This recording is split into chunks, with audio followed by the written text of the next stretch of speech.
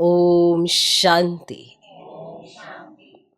आज की तारीख है 15 अक्टूबर 2024। साकार महावाक्य बाबा कहते, मीठे बच्चे, तुम सबकी आपस में एक मत है। तुम सबकी आपस में एक मत है। तुम अपने को आत्मा समझ एक बाप को याद करते हो तो सब भूत भाग जाते हैं। तुम अपने को आत्मा समझ एक बाप को याद करते हो तो सब भूत भाग जाते हैं। सब भूत भाग जाते हैं। अपने को आत्मा समझ एक बाप को याद करते हो तो सब भूत भाग जाते हैं। किसने कहा? डायरेक्ट भगवान ने कहा है। अगर एक बाप को याद करते हो तो सब भूत भाग जाते हैं। तुम सबके आपस में एक मत है। एक श्रीमत पर चलना माना एक मत मिलना। तो सबकी एक मत है। तुम अपने को आत्मा समझ एक बाप को याद करते हो तो सब भूत भाग जाते हैं। आज का प्रश्न, पद्मा पदम भाग्यशाली बनने का मुख्य आधार क्या है? पद्मा पदम भाग्यशाली बनने का मुख्य आधार क्या है? उत्तर, जो बाबा सुनाते हैं। जो बाबा सुनाते हैं उस एक एक बात को धारण करने वाले ही पद्मा पदम भाग्यशाली बनते हैं।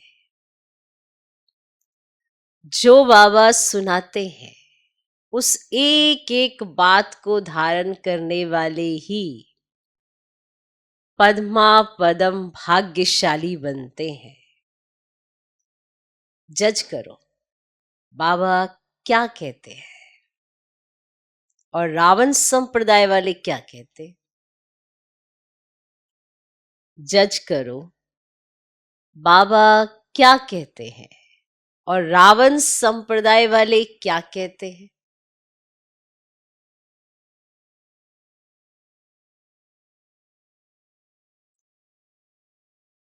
बाप जो नॉलेज देते हैं उसे बुद्धि में रखना। बाप जो नॉलेज देते हैं उसे बुद्धि में रखना। स्वदर्शन चक्रधारी बनना ही पद्मा पदम भाग्यशाली बनना है। बाप जो नॉलेज देते हैं उसे बुद्धि में रखना। स्वदर्शन चक्रधारी बनना ही पद्मा पदम भाग्यशाली बनना है।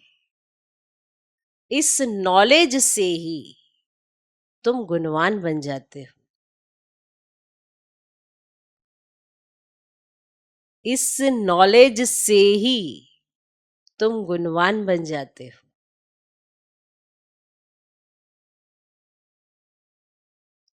पद्मा पदम भाग्यशाली बनने का मुख्य आधार क्या है?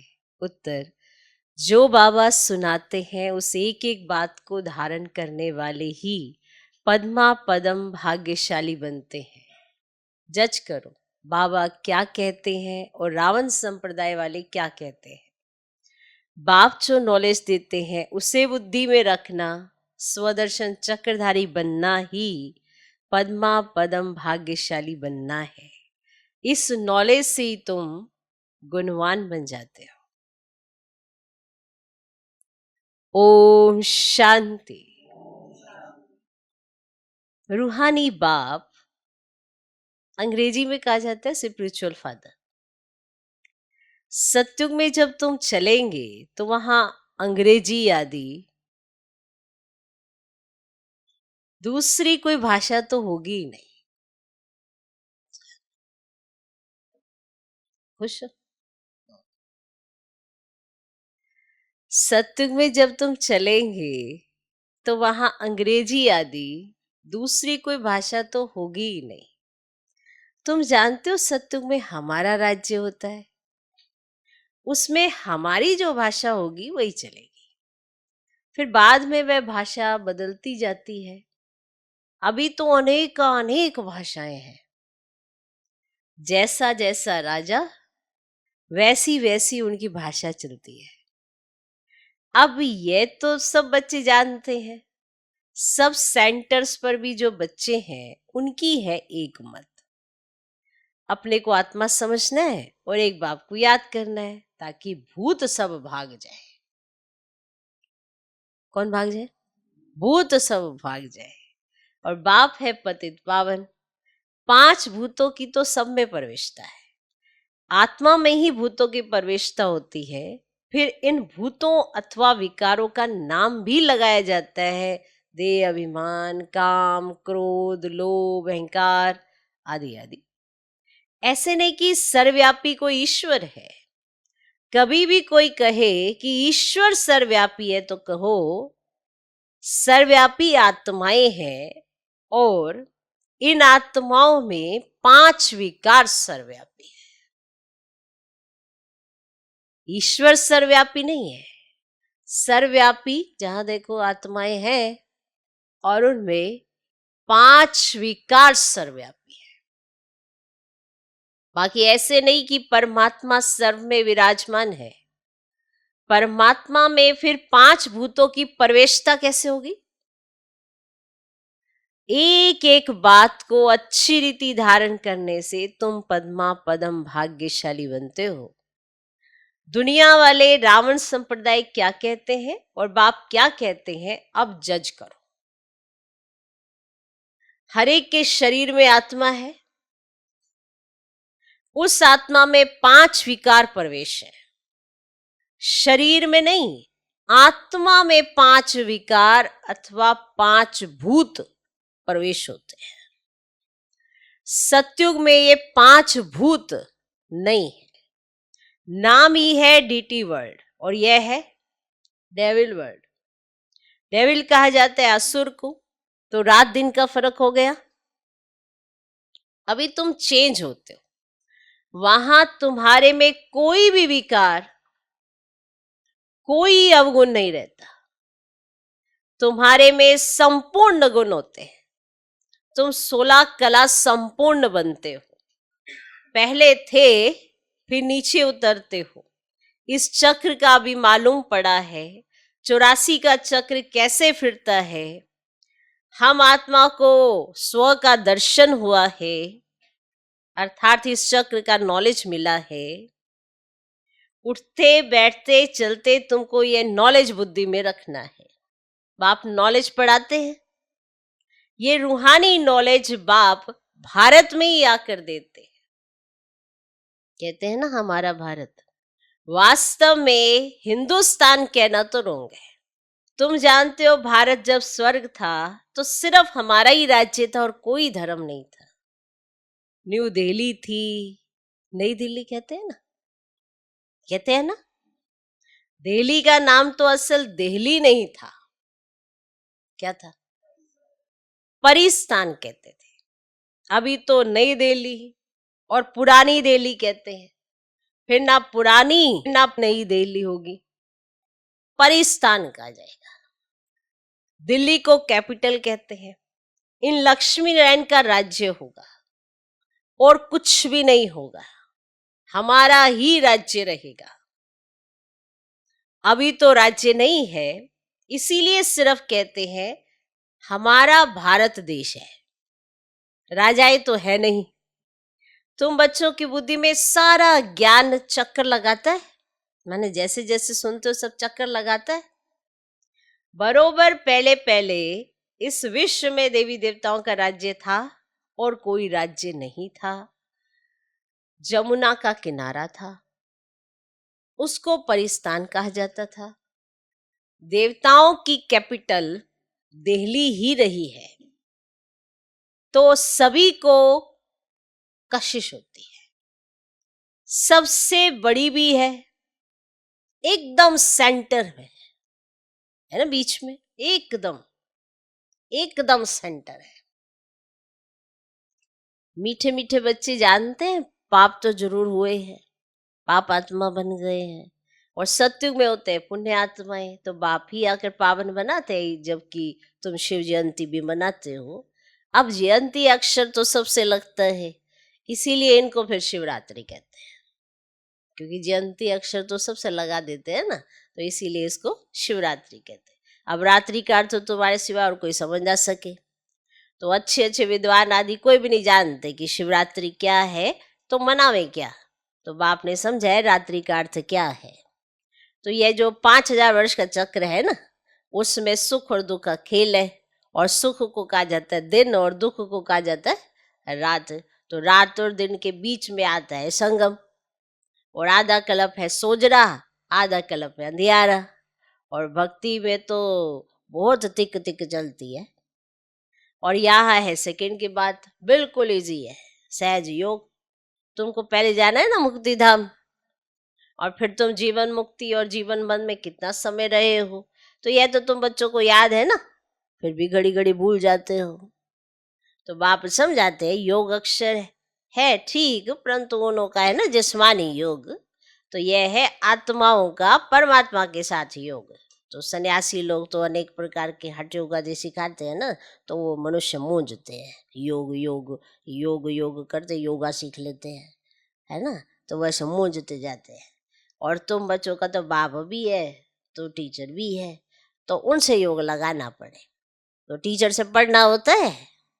अब बच्चा जन्म लेता है तो पहले बाप से योग होता है, फिर 5 वर्ष के बाद टीचर से योग लगाना पड़ता है, और फिर वानप्रस्थ अवस्था में और गुरु के साथ योग लगाना पड़ता है। तो 3 मुख्य याद करने पड़ते हैं ना, तो वह तो अलग अलग होते हैं। यहाँ वह एक ही बाप आकर बाप भी बनते हैं, टीचर भी बनते हैं, तो वंडरफुल है ना। तो ऐसे बाप को तो जरूर याद करना चाहिए। और जन्म जन्मांतर 3 को अलग अलग याद करते आए हो, और सत्युग में भी बाप से योग होता है, फिर टीचर से होता है। और पढ़ने तो जाते हैं ना, पढ़ने तो जाते हैं ना। कौन सी पढ़ाई, ये दूसरी नहीं, ऐसी ये चित्रकला, ये सब ये कलाएं सीखने ऐसे जाते हैं। ऐसे कोई वो वाली पढ़ाई नहीं, बीए करने जा रहे हैं देवी देवता, पीएचडी भी सोच रहे कर ही ले, चलो कुछ काम धंधा तो है नहीं, चलो ये भी कर ले, चलो वो भी कर ले, है ना। आजकल होता है ना कि ऐसे खाली बैठे तो चलो ये भी कर ले, खाली बैठे ये भी कर ले।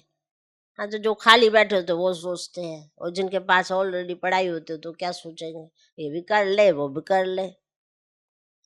इसीलिए बाबा कहते हैं वहां पढ़ने तो जाते हैं पर ऐसे कलाएं सीखते हैं। इस पे बाबा ने एक बार मुरली भी चलाई थी, ऐसे नहीं कि यहाँ पे वहाँ पे किताबें पेंसिल लेके ऐसे मन आ ई ऊ सीखने जा रहे हैं, ठीक। पढ़ने तो जाते हैं ना, बाकी गुरु की बात दरकार नहीं रहती, क्योंकि सब सदगति में है। तो ये सब बातें याद करने में क्या तकलीफ है, बिल्कुल सहज है ना। तो इनको कहा जाता है सहज योग, परंतु यह है अनकॉमन। तो बाप कहते मैं ये टेम्परेरी लोन लेता हूँ, सो भी कितना थोड़ा समय लेता हूँ। 60 वर्ष में वानप्रस्थ अवस्था होती है। अब कहते हैं 60 लगी लाठ, वरना लाठी पकड़नी पड़ती है। 60 लगी, पहले तो ऐसे लकड़ी पकड़ लेते थे ना ऐसे, तो कहते हैं 60 लगी लाठ। इस समय सबको लाठी लगी हुई है, सब वानप्रस्थ निर्वाण धाम में जाएंगे। तो वह है स्वीट होम, स्वीटेस्ट होम। उनके लिए तो कितनी अथाह भक्ति की है। अभी चक्र फिर कर आए हो, और मनुष्य को तो यह कुछ भी पता ही नहीं, ऐसे ही गपोड़ा लगा दिया कि लाखों वर्ष का चक्र है। और लाखों वर्ष की बात हो तो फिर रेस्ट भी मिल ना सके, और रेस्ट मिलना ही मुश्किल हो जाए। और तुमको रेस्ट मिलते, देखो दिन और रात में भी लिमिट है, माना समय बांधा हुआ है ना। ऐसे थोड़ा अभी दिन चला ही जा रहा है, चला ही जा रहा है, और रात ना ही तो हमारी क्या हालत हो जाएगी। अभी भी देखो 24 घंटे का होता है दिन और रात, फिर भी तुम्हारी हालत कैसी हो जाती है। तो अगर लाखों वर्ष हो तो क्या हालत हो जाए, हिसाब लगा के देख लो, जज करो अपने आप। तो लाखों वर्ष की बात हो तो फिर रेस्ट मिल ना सके, रेस्ट मिलना ही मुश्किल हो जाए। तुमको रेस्ट मिलती है, उसको कहा जाता है साइलेंस होम, इनकॉर्पोरियल वर्ल्ड। और ये है स्थूल स्वीट होम, और वह है मूल स्वीट होम। तो आत्मा की बिल्कुल छोटा रॉकेट है, ऐसा छोटा सा रॉकेट है। इनमें तीखा भागने वाला कोई, इससे ना तीखा भागने वाला कोई होता ही नहीं, इतना तीखा रॉकेट है। आत्मा से तीखी कोई नहीं जा सकता, ये तो सबसे तीखा है। एक सेकंड में शरीर छूटा और ये भागा, दूसरा शरीर तो तैयार रहता है। ड्रामा अनुसार पूरे टाइम पर उनको जाना ही है, उनका दूसरा शरीर रेडी है, तो ड्रामा अनुसार, समय अनुसार उनको वो शरीर छोड़ना है और फिर नए शरीर में जाना है। ड्रामा कितना एक्यूरेट है, इनमें कोई इनएक्यूरेसी है ही नहीं। तो तुम जानते हो, बाप भी ड्रामा अनुसार बिल्कुल एक्यूरेट टाइम पर आते हैं, एक सेकंड का भी फर्क नहीं पड़ सकता है। मालूम कैसे पड़ता है कि इनमें बाप भगवान है? मालूम कैसे पड़ता, कैसे पता पड़ता है? जब नॉलेज देते हैं, बच्चों को बैठ समझाते हैं। अब शिवरात्रि भी मनाते हैं ना, मैं शिव कब कैसे आता हूं वह तुमको तो पता नहीं है। शिवरात्रि, कृष्ण रात्रि मनाते हैं, राम की नहीं मनाते, क्योंकि फर्क पड़ गया ना। शिवरात्रि के साथ श्री कृष्ण की भी रात्रि मना लेते हैं, श्री राम की रात्रि नहीं मनाते। परंतु जानते कुछ भी नहीं, यहाँ है ही आसुरी राज्य। ये समझने की बातें हैं। ये तो है बाबा, अब बूढ़े को बाबा कहेंगे, छोटे बच्चे को बाबा थोड़ी कहेंगे। कोई कोई लव से भी बच्चे को बाबा कह देते हैं, है ना, उसको भी कहते हैं बाबू बाबा, ऐसे छोटे बच्चे को भी कह देते हैं। तो उन्होंने भी श्री कृष्ण को लव से कह दिया है। बाबा तो तब कहा जाता है जब बड़े हो और फिर बच्चे पैदा करते हो। श्री कृष्ण तो खुद ही प्रिंस है, उनको बच्चे कहाँ से आए? बाप कहते ही हैं मैं बुजुर्ग के तन में आता हूँ। शास्त्रों में भी है, परंतु शास्त्रों की ये बातें एक्यूरेट नहीं होती। कोई कोई बात ठीक है, और ब्रह्मा की आयु माना प्रजापिता ब्रह्मा की आयु कहेंगे, तो वह तो जरूर ये इस समय होगा, तो ब्रह्मा की आयु मृत्यु लोक में खत्म होगी, तो यह कोई अमर लोक नहीं है। इनको कहा जाता है पुरुषोत्तम संगम युग। ये सिवाय तुम बच्चों के और कोई की बुद्धि में भी नहीं आता है। तो बाप बैठ समझाते हैं, मीठे मीठे बच्चों, तुम अपने जन्मों को नहीं जानते हो, हम बतलाते हैं कि तुम 84 जन्म लेते हो कैसे। तो तुमको भी तो पता पड़ गया है ना, तभी पता पड़ा ना, बाबा ने समझाया। हर एक युग की आयु 1250 वर्ष है, और इतने इतने जन्म लिए हैं। 84 जन्मों का हिसाब है ना, 84 लाख का तो हिसाब हो ही ना सके। इनको कहा जाता है 84 का चक्र। 84 लाख की तो बात याद ही ना आए। यहाँ कितने अपरम अपार दुख है, कैसे दुख देने वाले बच्चे पैदा होते रहते हैं, मतलब दुख देने वाले बच्चे पैदा होते रहते हैं। इसको कहा जाता है घोर नरक, बिल्कुल छीछी दुनिया है। तुम बच्चे जानते हो, अभी हम नई दुनिया में जाने के लिए तैयारी कर रहे हैं। पाप कट जाए तो हम पुण्यात्मा बन जाए, अभी कोई पाप नहीं करना है। एक दो पर काम कटारी चलाना, ये आदि मध्य अंत दुख देना है। अभी ये रावण राज्य पूरा होता है, अभी है कलयुग का अंत। ये महाभारी लड़ाई है अंतिम, फिर कोई लड़ाई आदि होगी ही नहीं। वहां कोई भी यज्ञ रचे ही नहीं जाते। जब यज्ञ रचते हैं तो उसमें हवन करते हैं। तो बाप ने भी ये जो रुद्र यज्ञ रचा है ना, इसमें बच्चे अपनी पुरानी सामग्री सब स्वाहा कर देते हैं। तो बाप ने समझाया ये है रुद्र ज्ञान यज्ञ। रुद्र शिव बाबा को कहा जाता है। तो रुद्र माला कहते हैं ना। अब निवृत्ति मार्ग वालों को प्रवृत्ति मार्ग की रस्म रिवाज का कुछ भी पता नहीं है। मैं तो घर बार छोड़ जंगल में चले जाते हैं, नाम ही पड़ा है सन्यास। किसका सन्यास? घर बार का। खाली हाथ निकलते हैं। पहले तो गुरु लोग बहुत परीक्षा लेते हैं, काम कराते हैं। ऐसी ही दक्षिणा नहीं देते, यानी कि अपनी गुरु दक्षिणा दे देंगे, ऐसे नहीं देते। पहले खूब काम कराते हैं, मेहनत कराते हैं। पहले भिक्षा में सिर्फ आटा लेते थे, रसोई नहीं लेते थे। रसोई माना पका हुआ भोजन, ऐसे। पहले सिर्फ आटा लेते थे, रसोई नहीं लेते थे। उन्हों को जंगल में ही रहना है, वहां कंद मूल फल मिलते हैं। ये भी गायन है। जब सतो प्रधान सन्यासी होते हैं तब ये खाते हैं। अभी तो बात मत पूछो, क्या क्या करते रहते हैं। इसका नाम ही है विशेष वर्ल्ड, वह है वॉइसलेस वर्ल्ड। तो अपने को विशेष समझना चाहिए ना। बाप कहते सत्य को कहा जाता है शिवालय, वॉइसलेस वर्ल्ड। और यहाँ तो सब है पतित मनुष्य, इसीलिए देवी देवता के बदले नाम ही रख दिया है हिंदू। तो बाप तो सब बातें समझाते रहते हैं। तुम असल में हो ही बेअद बाप के बच्चे। तो वह तो सिर्फ तुम्हें ही मालूम चल रहा है ना, और वे तो तुम्हें 21 जन्मों का वर्षा देते हैं। तो बाप मीठे मीठे बच्चों को समझाते हैं, जन्म जन्मांतर के पाप तुम्हारे सिर पर है, और पापों से मुक्त होने के लिए तो तुम बच्चे मुझको बुलाते हो। अब साधु संत आदि सब पुकारते हैं, हे पतित पावन। अर्थ कुछ नहीं समझते, ऐसे ही गाते रहते हैं और ताली बजाते रहते हैं। पतित पावन सीताराम, पतित पावन सीताराम, और ताली बजाते रहते हैं। उनसे कोई पूछे परमात्मा से योग कैसे लगावे, उनसे कैसे मिले, तो क्या देंगे, और वह तो सर्वव्यापी है। क्या यही रास्ता बताते हैं? ये रास्ता बताना हुआ?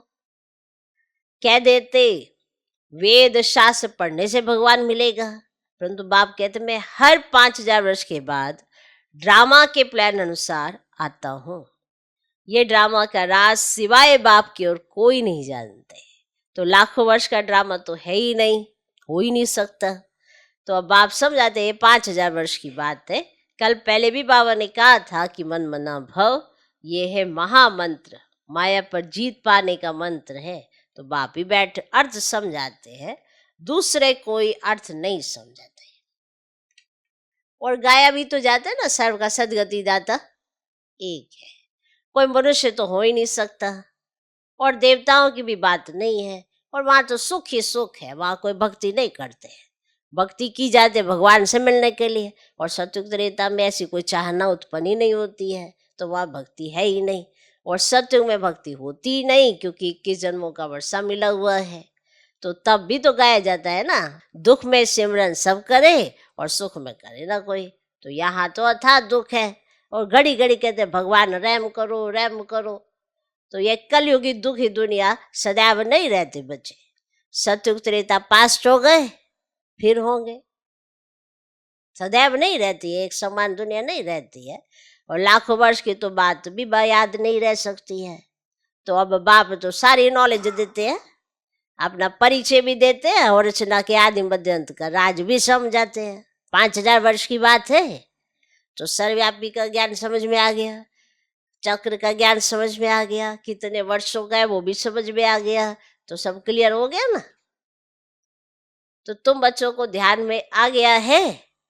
अभी तुम पराए राज्य में है, तुमको अपना राज्य था, अब या तो लड़ाई से अपना राज्य लेते हैं, हथियारों से मारा मारी से अपना राज्य लेते हैं, और तुम बच्चे तो योग बल से अपना राज्य स्थापन कर रहे हो। तुम्हें सतो प्रधान दुनिया चाहिए। देखो, इसीलिए बाबा आपके लिए दुनिया बदलते हैं। अब एक माँ बाप की चाहना मेरा बच्चा सुखी रहे, तो क्या एक कमरे के अंदर सुखी रहेगा? उसके लिए तो पूरी दुनिया ही बदलनी पड़ेगी, कि वो कहीं पर भी जाए तो उसको सुख की अनुभूति हो। इसीलिए बाबा दुनिया ही सुख की बना देते हैं। तो पुरानी दुनिया खत्म हो, नई दुनिया बनती है। इसको कहा जाता है ना, कलयुग पुरानी दुनिया और सतयुग नई दुनिया। तो यह भी किसको पता ही नहीं है, और सन्यासी कह देते ये आपकी कल्पना है, यहाँ ही सतयुग है, यहाँ ही कलयुग है, सन्यासी ऐसे कह देते हैं। अब बाप बैठ समझाते हैं, एक भी ऐसा नहीं है जो बाप को जानते हो। अगर कोई जानता होता तो परिचय देता। और सत्युग त्रेता क्या चीज है कि इसको समझ में थोड़े ही आता है।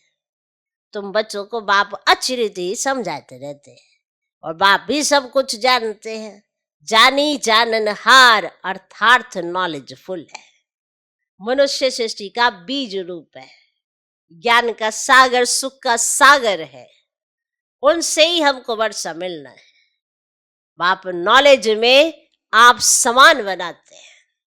बाबा हमको इतनी नॉलेज देते हैं, इतनी नॉलेज देते हैं कि जो उनमें नॉलेज है वो हम बच्चों में आ जाती है, अगर हम ध्यान से सुनते हैं, समझते हैं, धारणा करते हैं। और इसी नॉलेज के आधार पर आप सारी प्राप्तियां करते हैं। इसलिए योग के साथ नॉलेज भी बहुत जरूरी है। कि ऐसे नहीं कि कोई आपको थोड़ा सा चमत्कार दिखाए, आप उनके पिछाड़ी शायद ये भी भगवान है। तो भगवान का पूरा ज्ञान, उसकी पूरी नॉलेज, पूरी समझ कि आखिर भी वो कौन है, कैसे पढ़ाते, क्या पढ़ा रहे हैं, क्या सिखाना चाहते हैं, हमें क्यों लक्ष्य दिया है, क्या बनाना चाहते हैं, और हमारे लिए सुख की दुनिया क्यों लाना चाहते हैं। हर एक माँ बाप चाहता है मेरा बच्चा सुखी रहे, पर वो दुनिया नहीं बदल सकते हैं। उसके कर्म भी नहीं बदल सकते हैं, उसकी प्रारब्ध भी नहीं बना सकते हैं। लेकिन बाबा हमें कर्मों को सुधारने की कला सिखाते हैं, हमें श्रेष्ठ मत देते हैं और हमारे लिए दुनिया ही बदल देते हैं, सबकी सदगति कर देते हैं, सबको गति सदगति दे देते हैं। हमारे लिए ऐसी दुनिया बनाते हैं जहां पर जाने वाली हर आत्मा ने परमात्मा का परिचय पाया हो और उनकी वो मत पर चली हो, ऐसी आत्माओं का संगठन देते हैं और ऐसी दुनिया बनाकर हमको देते हैं। ये देता है भगवान। तो बाप नॉलेज में आप समान बनाते हैं। अच्छा, मीठे मीठे सिकिलदे बच्चों प्रति माता पिता बाप दादा का याद प्यार और गुड मॉर्निंग। रूहानी बाप की रूहानी बच्चों को नमस्ते। हम रूहानी बच्चों के भी रूहानी बाप को नमस्ते नमस्ते नमस्ते। Good morning good morning good morning. धारणा के लिए मुख्य सर पहला पॉइंट, ये पापों से मुक्त होने का समय है।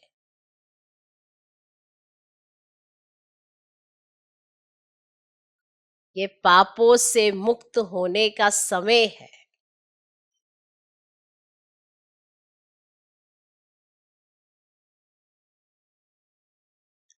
इसीलिए अभी कोई पाप नहीं करना है।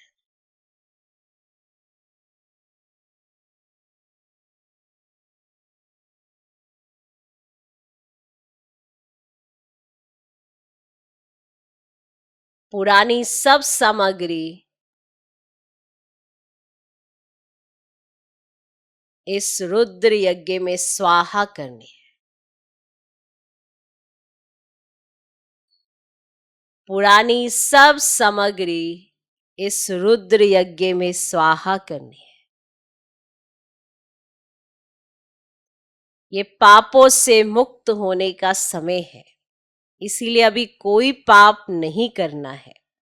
पुरानी सब सामग्री इस रुद्र यज्ञ में स्वाहा करनी है। दूसरा पॉइंट,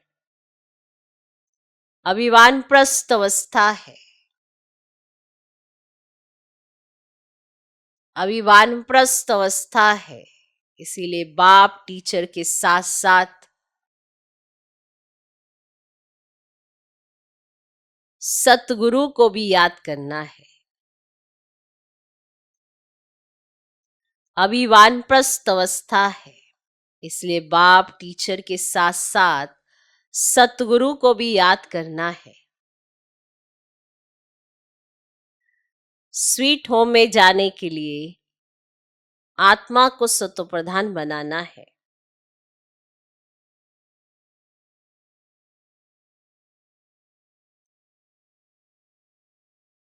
स्वीट होम में जाने के लिए आत्मा को सतो प्रधान बनाना है। अभी वानप्रस्थ अवस्था है, इसलिए बाप टीचर के साथ साथ सतगुरु को भी याद करना है। स्वीट होम में जाने के लिए आत्मा को सत्व प्रधान माना पावन बनाना है। आज का वरदान, अपनी सूक्ष्म कमजोरियों को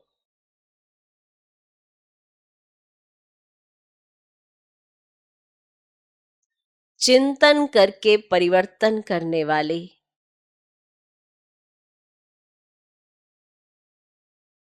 स्वचिंतक भव।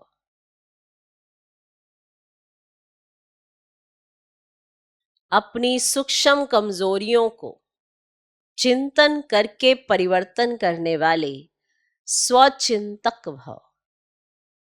सिर्फ ज्ञान की पॉइंट्स रिपीट करना, सुनना व सुनाना ही स्वचिंतन नहीं है, लेकिन स्वचिंतन अर्थात अपनी सूक्ष्म कमजोरियों को, अपनी छोटी छोटी गलतियों को चिंतन करके मिटाना, परिवर्तन करना, यही है स्वचिंतक बनना। ज्ञान का मनन तो सभी बच्चे बहुत अच्छा करते हैं, लेकिन ज्ञान को स्वयं के प्रति यूज कर धारणा स्वरूप बनना, स्वयं को परिवर्तन करना, इसकी ही मार्क्स फाइनल रिजल्ट में मिलती है।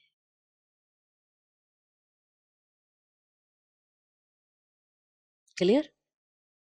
क्योंकि कमी कमजोरियां हम में है, हमें मिटानी है अपने अंदर से। बाबा ने तो हमें दर्पण दिखा दिया है कि ये देखो है, जिसकी वजह से हम अभी संपन्न और संपूर्ण नहीं बन रहे। तो देखेंगे नहीं, चिंतन करेंगे नहीं तो मिटेंगे कैसे? तो मिटानी ही है।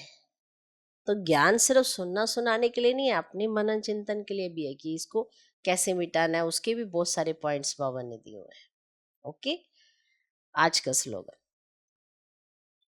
हर समय करन करावन हार बाबा याद रहे तो मैंपन का अभिमान नहीं आ सकता। हर समय करन करावन हार बाबा याद रहे तो मैंपन का अभिमान नहीं आ सकता।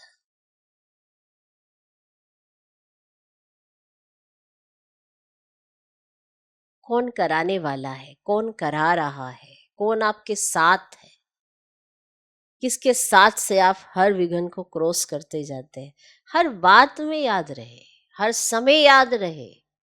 करन करावन हार, वो ताकत दे रहा है तो हम कर पा रहे हैं। अगर हम ये समझ जाते हैं कि उसकी ताकत से हम चलते हैं तो कभी अभिमान नहीं आता। हमने ये किया, हम वो करते हैं, ये बातें आती तब है जब हम उसको साइड कर देते हैं और खुद को ऐसे हाईलाइट कर देते हैं। खुद में समझते हैं हम सब कुछ कर रहे हैं। पर एक बात बताओ, जब तक शक्ति ही नहीं होगी आप करेंगे कैसे? जैसे कहते हैं इंस्ट्रूमेंट तो है, पर अगर लाइट ही नहीं है अगर ताकत ही नहीं है एनर्जी ही नहीं है तो वो इंस्ट्रूमेंट भी क्या चलेगा? बैटरी से चलता है तो बैटरी भी तो चाहिए, अब बैटरी भी फुल किससे होगी? तो वो है करण करावनहार, जिसके आधार पर हम चलते हैं तो हम सब कुछ कर पाते हैं। हम कर रहे हैं नहीं, वो साथ है तो हम कर पाते हैं, तो अभिमान नहीं आता। ना ही आपको कभी अपमान महसूस होगा, क्योंकि जहां अभिमान होता है ना वहां अपमान की फीलिंग जरूर आती है। तो अगर आपको बार बार बीच बीच में अपमान की फीलिंग आती है तो टू मच अभिमान होगा। फिर अपने आप से पूछना है कि मुझे किस बात का अभिमान है, क्यों मुझे अपमान फील होता है, मुझे किस बात का अभिमान है? जबकि करण करावन हार कौन है, कराता कौन है, सिखाता कौन है, हाथ पकड़ के चलता कौन है, चलवाता कौन है? कौन आपके सामने हर चीज की नॉलेज रख देता है? कौन आपके सामने हर चीज करके दिखाता है? कौन? वही करण करावन। तो अभिमान तो आएगा ही नहीं कभी। तो कभी भी ऐसा लगे मेरे को बहुत अपमान फील हो रहा है तो जरूर चेकिंग करना, अभिमान कहीं ज्यादा आ गया। और अगर अभिमान फील हो रहा है तो देखना कहीं करण करावन हार को साइड में तो नहीं कर रखा। तो हर समय हर घड़ी याद रहे कौन करा रहा है, कौन ये शक्ति दे रहा है जिसके आधार पर हम चल पा रहे हैं। तो हर समय करण करावन हार बाबा याद रहे ना तो मैंपन का अभिमान नहीं आ सकता। ओम शांति।